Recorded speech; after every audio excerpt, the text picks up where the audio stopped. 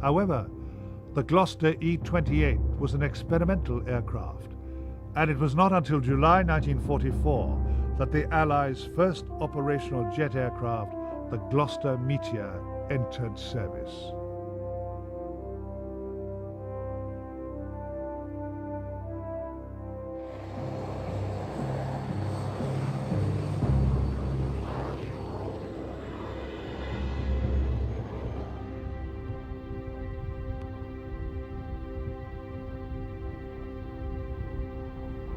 The first Meteors were little faster than the best piston aircraft, and at first commanders were unclear as to how the new jet should be deployed.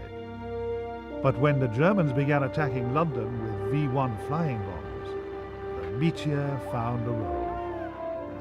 It was able to close on the V-1s and either shoot them down or destabilize them by flipping them with their wingtips.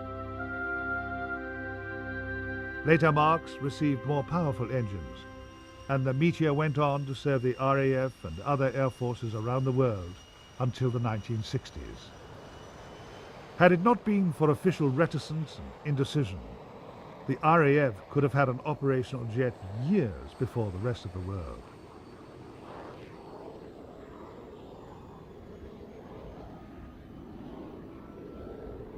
But the RAF was beaten to it by the Luftwaffe. 2 months before the Meteor entered service, the Germans had introduced the world's first operational jet, the Messerschmitt Me-262.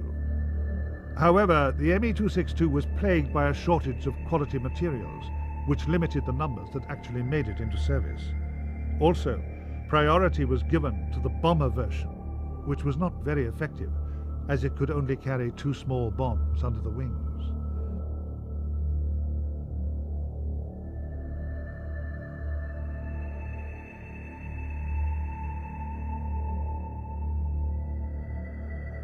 But the 262 was significant in other areas. It was the first aircraft to have swept wings. It also had what is called a flying tail and slats on the leading edge. It provided, in effect, the blueprint for jet fighters for generations to come. Nowhere was the German influence more apparent than in the United States.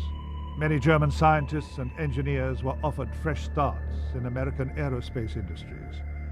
Their knowledge and experience helped American aircraft manufacturers develop new designs that progressed from the straight-wing F-80 Shooting Star to the swept-wing F-86 Sabre within 2 years of the end of the war. The Sabre was undoubtedly the best jet fighter of its generation. As well as swept wings, it featured a flying tail mounted at fuselage level. The design was aerodynamically efficient enough to enable the Sabre to fly faster than the speed of sound. In 1950, war erupted in Korea.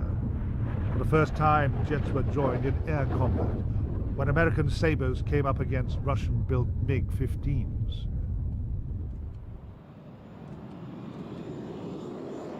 The MiG-15 was, like the Sabre, a single-engine swept-wing fighter, and was supplied in great numbers to the Soviets' allies. Although the MiG had similar performances, the Sabre usually came out on top, due mainly to the greater experience of the US pilots. On August 6, 1945, the world entered the nuclear era when a single Boeing B-29 Superfortress dropped an atomic bomb on the Japanese city of Hiroshima. 3 days later, a second bomb was dropped on Nagasaki. Without doubt, these 2 bombs greatly influenced the Japanese decision to surrender and end the Second World War. In just over 40 years since the Wright brothers' first flight, the aeroplane had developed from a machine barely capable of carrying a man for more than a few hundred meters into something that could destroy cities thousands of miles away. Air power was now the dominant strategic weapon.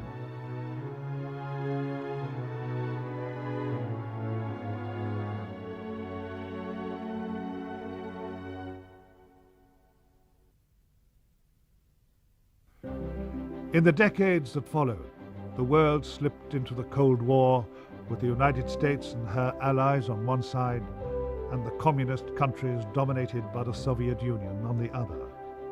Both had nuclear weapons and were rapidly developing aircraft to deliver them. The first jet bombers of the nuclear era dispensed with defensive armament in favor of speed and altitude. In the United States, the Boeing B-47 became America's first all-jet strategic bomber. Britain's V-Force was created to deliver Britain's nuclear deterrent in the 1950s and 1960s. The most radical of the designs was the Avro Vulcan, which had a huge delta wing. Its 4 Rolls-Royce engines were able to take the Vulcan to close to the speed of sound and to operate at 60,000 feet. At the same time, in the United States, Boeing revealed the mighty B-52. It was designed to carry the heaviest bombs over intercontinental distances, a task it was more than capable of performing, aided by 8 Pratt & Whitney jet engines. The B-52 was so successful and adaptable that it still remains in service long after its contemporaries have been retired. Indeed, it will continue in service well into the 21st century, providing the backbone of the United States Strategic Bomber Force.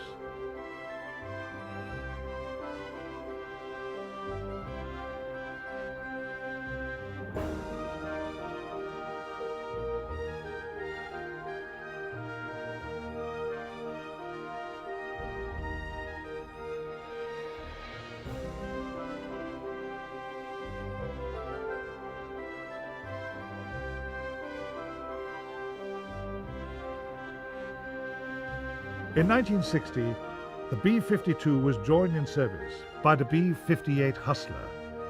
Built by General Dynamics in America, the Hustler was the first truly supersonic bomber, flying at up to 3 times the speed of sound.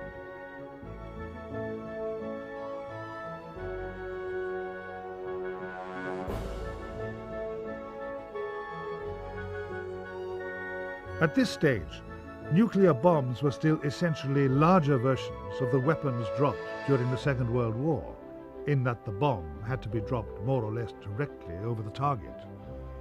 But new weapons that could fly themselves to the target were already in development.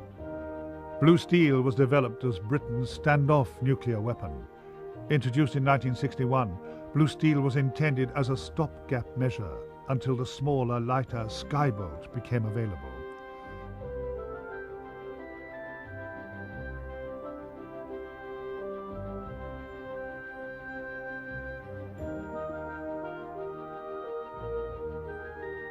Although Skybolt was a joint project between Britain and America, the Americans decided to abandon the project. Britain was unable to continue the project on its own, and so blue steel remained Britain's nuclear deterrent until it was replaced by the submarine-launched Polaris.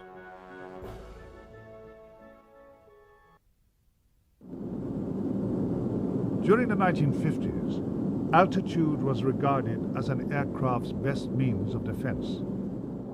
Designed and operated for the American CIA in great secrecy during the 1950s, the Lockheed U-2 was able to loiter at 60,000 feet. It flew with impunity, conducting surveillance flights over Soviet territory. But in 1960, the Soviets managed to shoot down a U-2. Apart from the loss of this top-secret aircraft, there was the shocking realization that the Russians had developed their surface-to-air missiles and radar systems to such an extent that altitude was no longer a guarantee of safety. As well as ground-to-air missiles, fighters were armed with increasingly more powerful weapons with which to attack bombers. One of the problems shown up during the Korean War was that fighters needed to be more heavily armed. For example, the MiG-15 could fire up to 20 23mm rounds a second. The Hawker Hunter, which arrived in RAF service just too late for Korea, could fire up to 160 rounds from its 4 Aden cannons. But even this was not enough to be sure of destroying a bomber carrying nuclear weapons. During the 1950s and 60s, air-to-air missiles that could lock onto their target were developed. There were various solutions, including weapons that were guided by radar and those that locked onto the heat generated by the aircraft's jets. The RAF developed an entire defense system around the latter, requiring a new aircraft and missiles. The English Electric Lightning was Britain's first truly supersonic fighter. Its role was to intercept Soviet bombers before they came within range of their targets. By flying at more than twice the speed of sound, reaction times were quicker. Once the bomber had been positively identified, the pilot fired his missiles, which were supposed to destroy a bomber with one hit. The Lightning, like its contemporaries, had limited endurance and carried no other weapons. It was assumed that the age of the dogfight was over. In-flight refueling, however, had been pioneered by the British, and so the range and endurance of these one-shot wonders was greatly extended. By the end of the 20th century, aircraft could traverse the globe without having to land, greatly extending the reach of air power.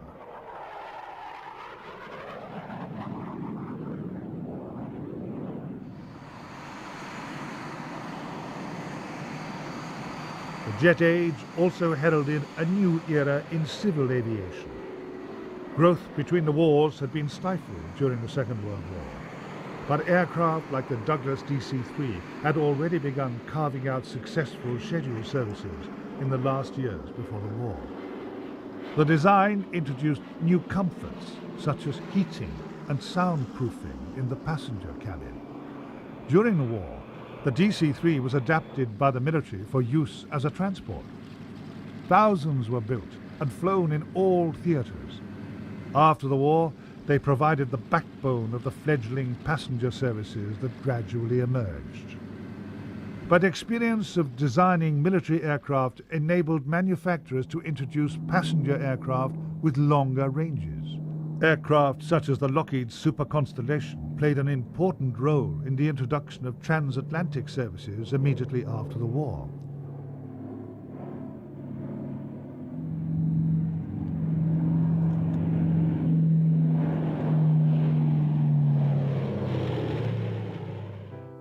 In Britain, the Vickers Viscount became the first aircraft to use a hybrid jet and piston engine called a turboprop. Demand for air travel was increasing, and in 1952, the world's first jet airliner, the de Havilland Comet, flew its first scheduled service to South Africa. Weeks later, Boeing announced its 707. The age of intercontinental jet travel was born. Jet travel was presented as something to aspire to, particularly as the package holiday was beginning to appear on the high street. The phrase jet set was coined to express the glamour of air travel, a phrase that is still used 50 years on. Today, there is such a demand for air travel, whether it's for business or pleasure, that manufacturers offer a wide choice of aircraft designed for particular routes. Take the Airbus A320, for example. This plane is designed for the short or medium routes. These are the kind of routes that commuters might take across Europe.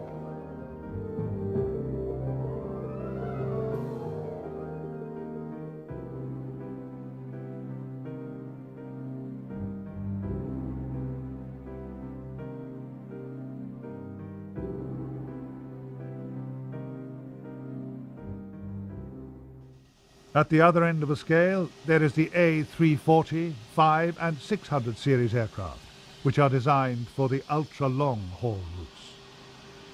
Over 300 passengers can be transported in great comfort over 7,500 miles without stopping. 50 years ago, when the Comet flew the first jet service to South Africa, such advances must have seemed an impossible dream.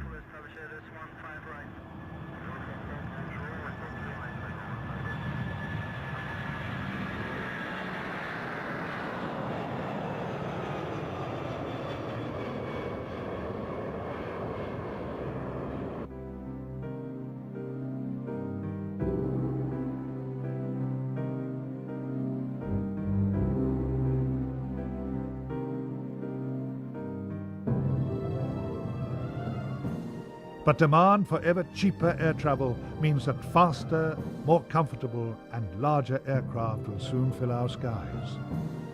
The A380, due to enter service in 2006, will be able to carry more passengers than any aircraft before, housed on 2 decks. Yet despite its size, it will be quieter and more fuel efficient than large aircraft flying today.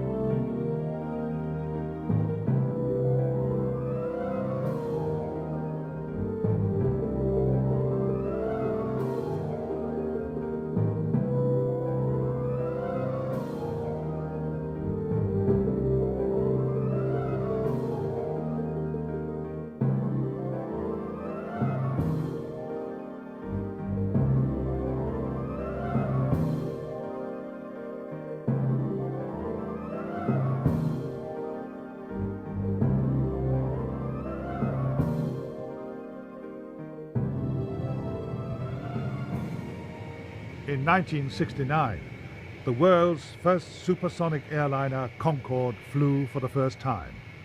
Although a technological masterpiece, Concorde failed to attract customers other than the British Airways and its French partner in the project, Air France.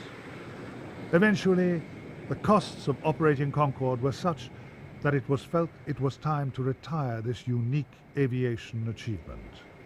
But perhaps against all expectations, it remained in service for 25 years.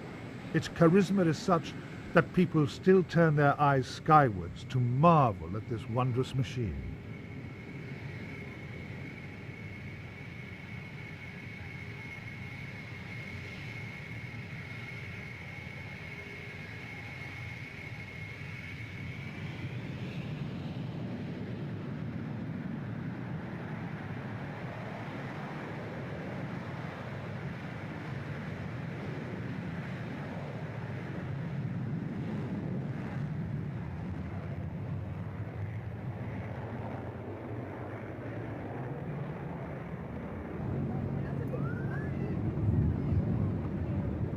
The boom in air travel has come at a price. Airport capacity has reached saturation point at some of the international hubs. Environmental issues have also had an impact on aircraft design, as well as the need for greater but more efficient performance. The very accessibility of air travel has brought new problems. Managing increasingly crowded skies will be a tough challenge, affecting the lives of hundreds of thousands, if not millions of people, well into the 21st century. While passenger air travel enjoyed a rapid expansion during the 1960s and 70s, military aircraft are also reaching out to new frontiers. The Vietnam War, which raged throughout the 1960s, underlined the importance of tactical air power and the need for more accurate weapons. The McDonnell Douglas Phantom was to become one of the most potent and versatile combat aircraft ever built.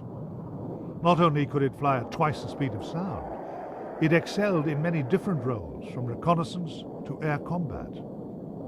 It also had a radar that could look down as well as forward, whereas earlier aircraft had radar systems that could only look forward.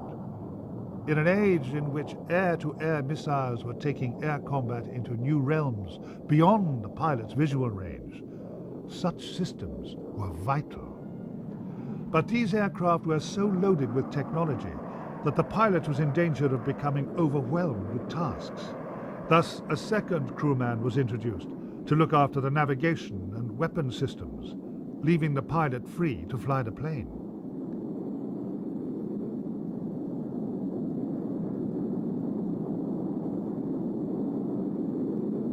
The Phantom was used by many air forces around the world, as well as by the US Navy, Air Force and Marine Corps, a measure of the aircraft's versatility.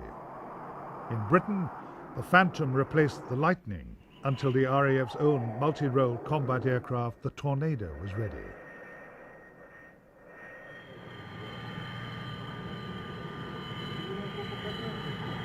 The Tornado came in two versions, the air defense and the bomber variants. It was a complex project because it was to be built by three countries, Britain, Germany and Italy. Each had different requirements, and the resolution of a design to meet the majority of these in a single airframe was a triumph of collaboration.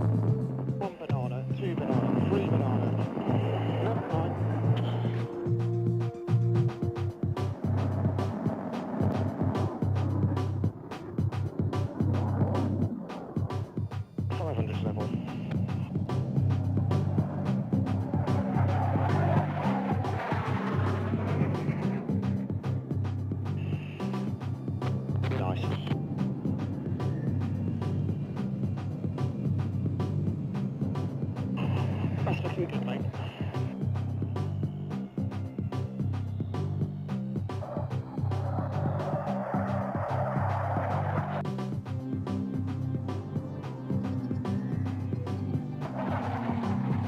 Roll left to exit, left straight turn, round 115. You're being tightened.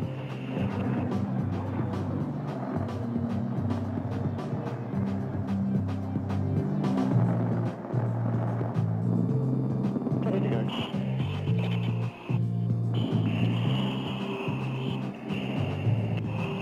250.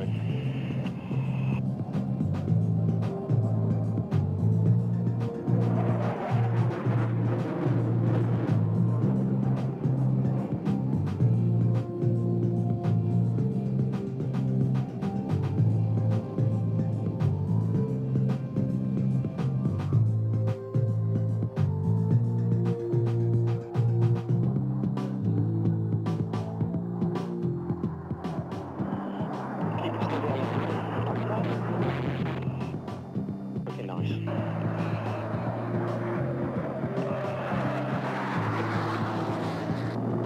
Ears up. Wraps are good.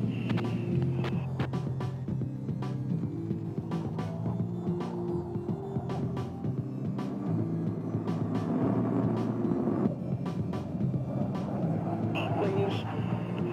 Right there, Jess. 330 to lavender.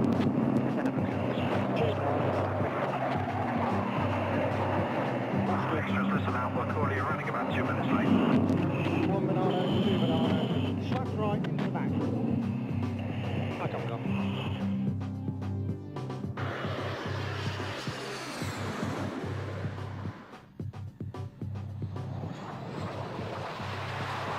Tornado, thanks very much, very nice display. Advocate convenient left and contact 29.4. But while the RAF was waiting for its Tornadoes, a new generation of combat aircraft was taking shape in the United States. The first of these was the McDonnell Douglas F-15 Eagle.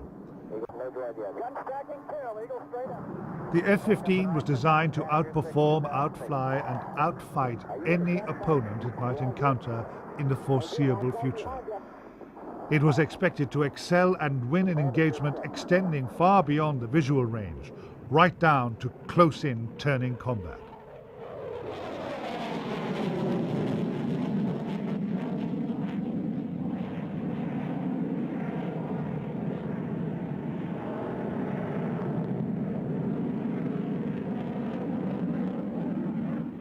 The F-15 was followed into service by the F-16, Fighting Falcon.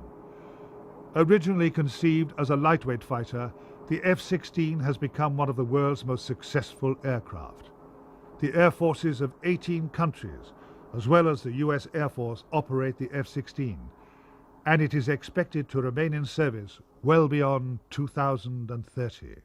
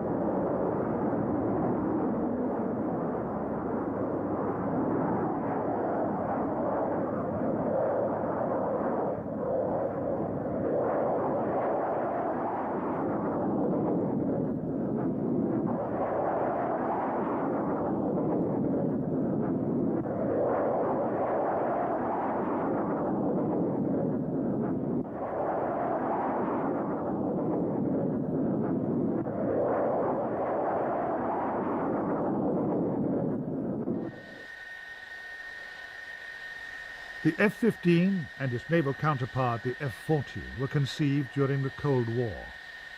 In order to counter the challenge, the Soviets began introducing radical new aircraft of their own. The MiG-29 Fulcrum was the first to enter service in 1985.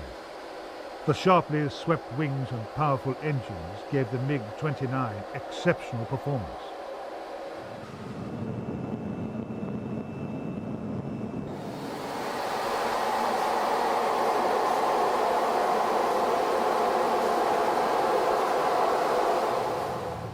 The MiG was joined by the Sukhoi Su-27. Both these aircraft introduced thrust vectoring to the world. By incorporating a movable nozzle on the jet, the thrust can be directed at different angles. The result is an extraordinary maneuverability, which is ideal for its intended role as an air superiority fighter.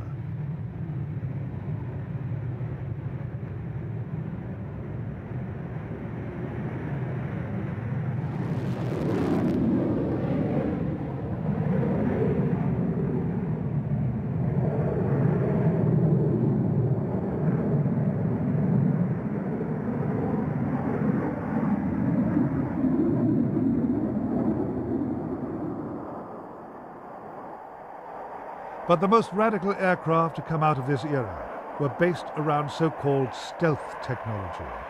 The F-117 Nighthawk, or stealth fighter, entered service in 1983 and astounded the world with its angular shape. The stealth fighter is one of the most powerful strike aircraft in the world. It is all but invisible to radar systems. The angular sides help deflect radar energy, while special paint absorbs what's left. Similarly, it uses special shielding around its two engines to dissipate heat and thus reduce its infrared signature. Although subsonic, the stealth fighter has demonstrated the effectiveness of stealth technology many times, during the Gulf War of 1991, Balkans, Afghanistan, and most recently, Iraq.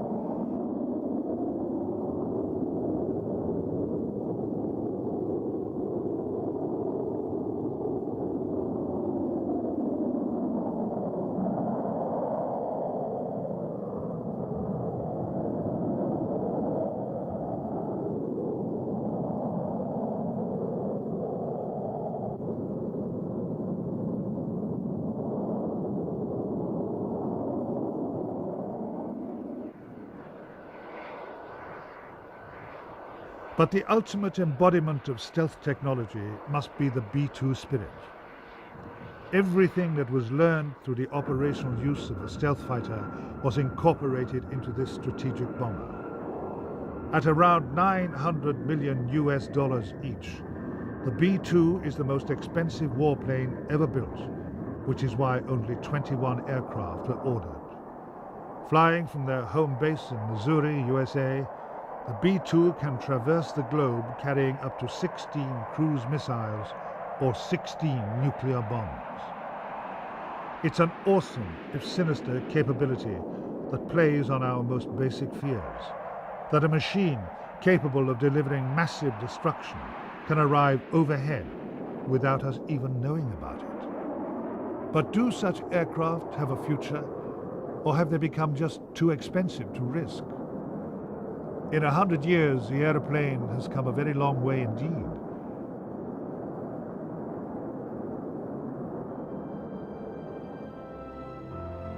In spite of its destructive capability, flight has also been a force for good. By bringing countries closer together, we can better understand our fellow human beings on the other side of the world.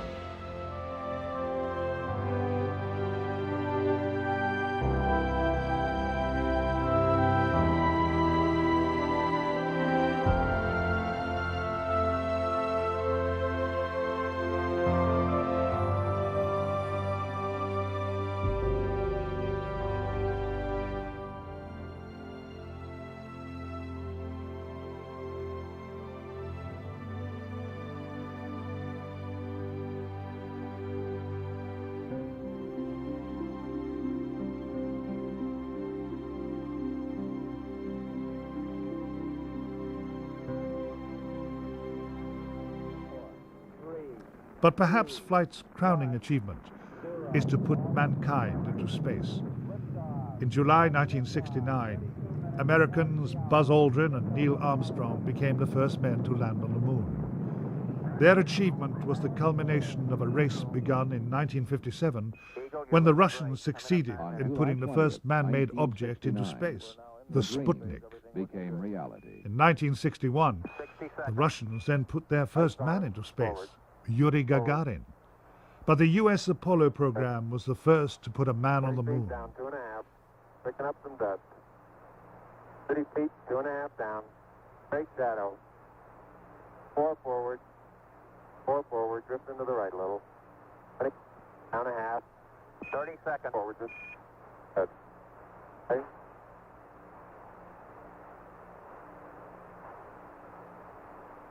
Contact light. Okay, engine stop. We copy you down, Eagle. Houston, Tranquility Base here. The Eagle has landed.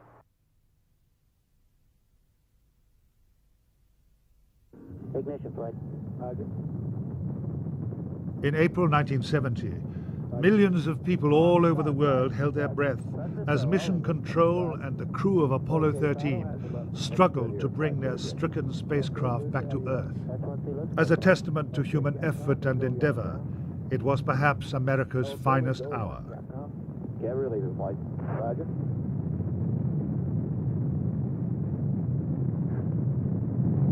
Booster, how do you look? We look good, flight. We'll go. Okay, mount up. We're go, flight. Looks good here. Guys, how's it look? Good, flight. Okay, Econ, GNC. Looks good, flight. Looks good, flight. Okay, Sergeant. Looks fine. Through max Q and we go, flight. Roger, booster.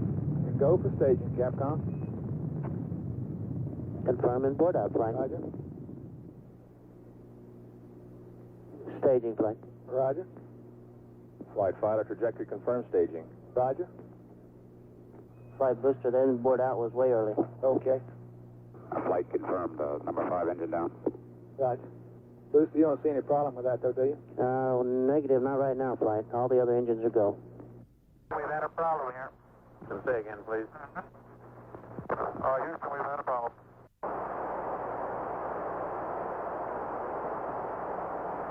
Odyssey Houston standing by, over. Okay, go.